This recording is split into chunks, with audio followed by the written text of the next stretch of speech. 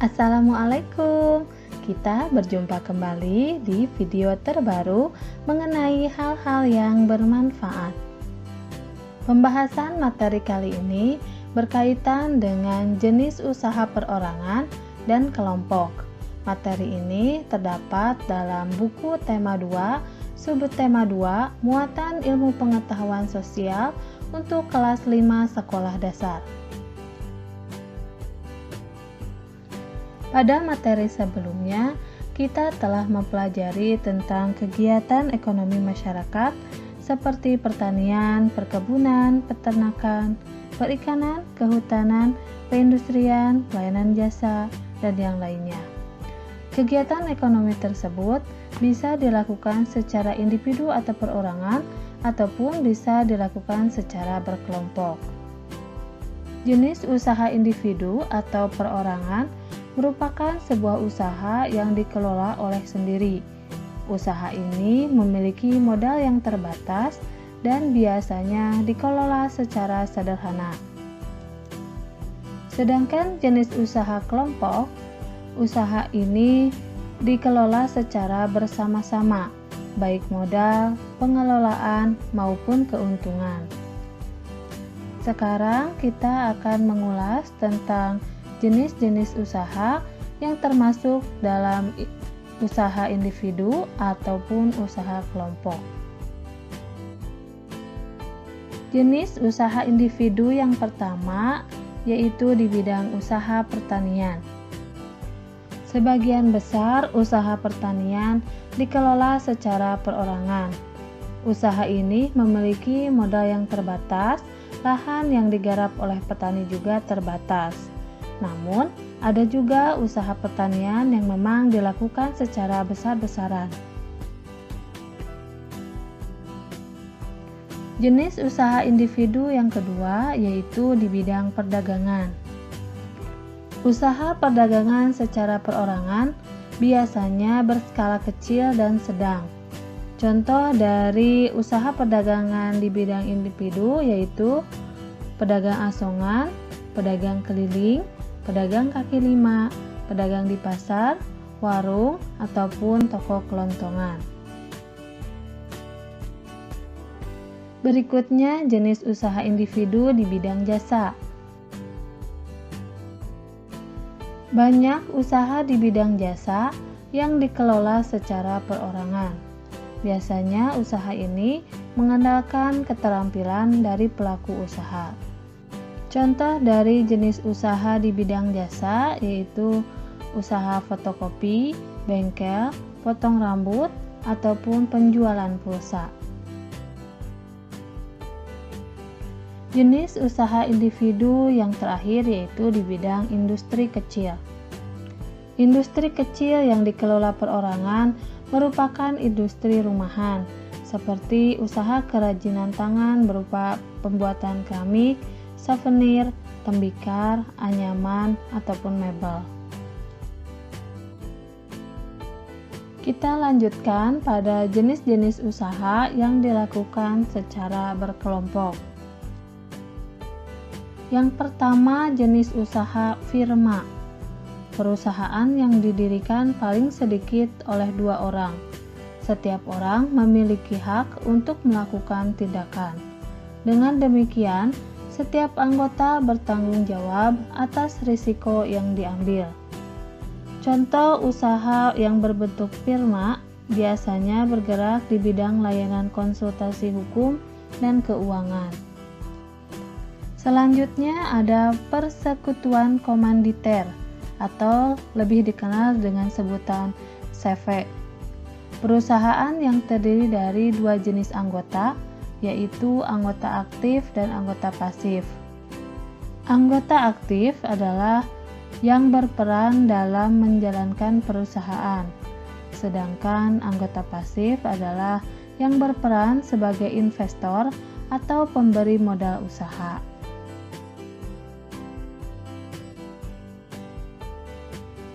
Berikutnya ada perseroan terbatas atau lebih dikenal dengan sebutan PT. Usaha ini merupakan usaha bersama yang modalnya berupa kumpulan saham. Saham bisa diartikan sebagai bukti kepemilikan suatu perusahaan atas penyetoran modal. Pemilik saham akan memperoleh keuntungan berupa dividen. Bagi perseroan yang ingin mengembangkan dan memperluas usaha, sahamnya dapat diperdagangkan di pasar modal. Jenis usaha kelompok yang lain adalah badan usaha milik negara, atau kita bisa mengenalnya dengan istilah BUMN. Perusahaan ini merupakan perusahaan negara yang seluruh atau sebagian modal dan tanggung jawabnya ditanggung oleh negara. Bentuk dari BUMN ini bisa berbentuk perusahaan umum atau perum dan perseroan terbatas atau PT. BUMN bergerak di bidang usaha yang bersifat strategis atau vital. Di Indonesia juga terdapat badan usaha milik daerah atau BUMD. Usaha ini merupakan perusahaan negara yang seluruh atau sebagian modal dan tanggung jawabnya ditanggung oleh daerah. Tujuan didirikannya BUMD adalah untuk ikut melaksanakan pembangunan ekonomi nasional dan daerah. Selain itu juga untuk memenuhi kebutuhan rakyat dan menyediakan lapangan kerja untuk mewujudkan masyarakat yang adil dan makmur. Jenis usaha kelompok yang terakhir yaitu koperasi. Jenis usaha ini bertujuan untuk menyejahterakan anggotanya. Usaha ini juga berdasarkan asas kekeluargaan. Di dalam koperasi terdapat simpanan pokok yang hanya dibayar satu kali, dan terdapat simpanan wajib yang wajib dibayar setiap bulannya. Menurut Undang-Undang Nomor 25 Tahun 1992 tentang perkoperasian, koperasi adalah badan usaha yang beranggotakan orang-orang atau badan hukum koperasi dengan melandaskan kegiatannya berdasarkan prinsip koperasi, sekaligus gerakan ekonomi rakyat yang berdasarkan asas kekeluargaan. Koperasi pertama kali dikembangkan oleh Dr. Andes Muhammad Hatta. Atas perannya tersebut, beliau dijuluki Bapak Koperasi Indonesia. Di Indonesia terdapat beberapa bentuk koperasi.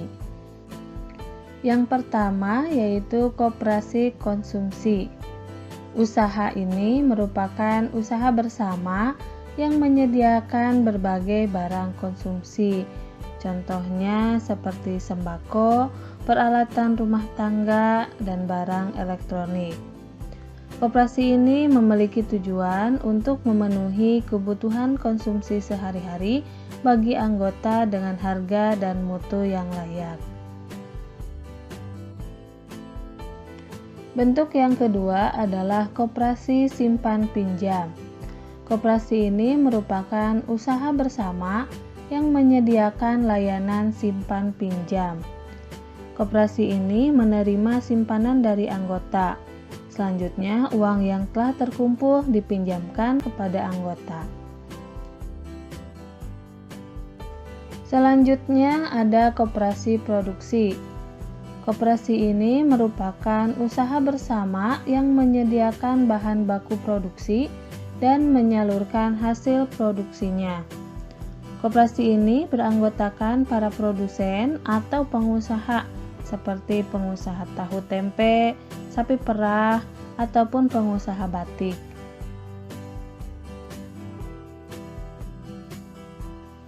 Ada juga koperasi jasa.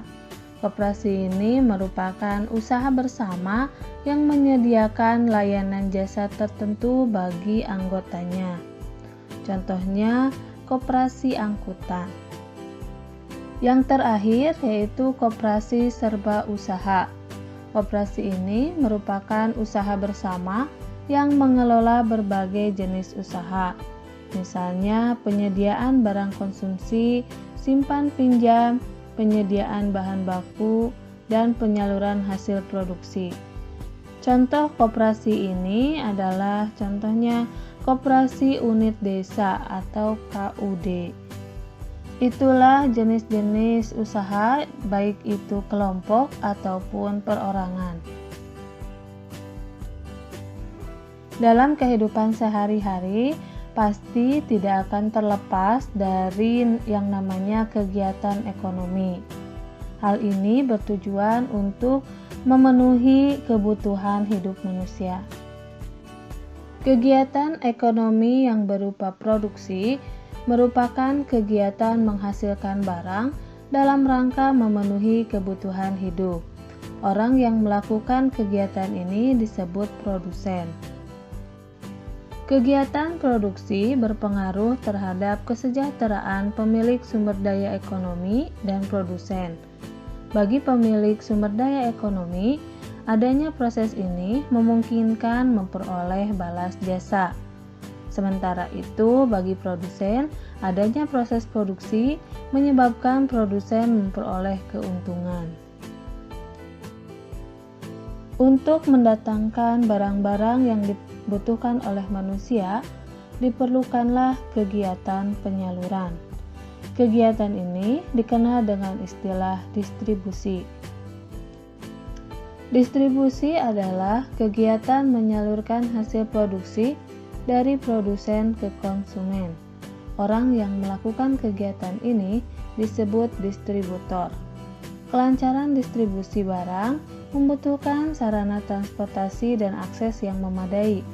Tujuannya agar hasil produksi dapat segera sampai ke konsumen dengan cepat dan tepat. Kegiatan ekonomi yang terakhir yaitu konsumsi.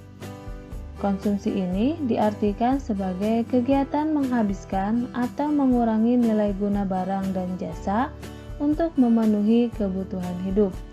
Orang yang melakukan kegiatan ini disebut konsumen. Dengan mengonsumsi barang atau jasa, masyarakat berusaha memperoleh kepuasan optimal. Ini dilakukan untuk mencapai taraf hidup sejahtera. Ketiga kegiatan ekonomi ini saling berkaitan satu sama lain. Satu kegiatan ekonomi terhambat akan mengganggu kegiatan ekonomi lainnya. Untuk tugas materi ini, terdapat 3 soal yang harus kalian jawab. Soal yang pertama yaitu, menurutmu apa pengaruh kegiatan ekonomi terhadap kesejahteraan masyarakat? Soal yang kedua, apakah kegiatan ekonomi dapat berdampak positif terhadap peningkatan kesejahteraan masyarakat? Tuliskan penjelasanmu. Soal nomor 3, amatilah lingkungan di sekitarmu. Apakah terdapat kegiatan produksi, distribusi, dan konsumsi? Tuliskan contoh nama kegiatannya. Demikian video pembelajaran kali ini. Mudah-mudahan materinya dapat difahami dengan baik. Kita berjumpa kembali di video selanjutnya. Wassalamualaikum warahmatullahi wabarakatuh.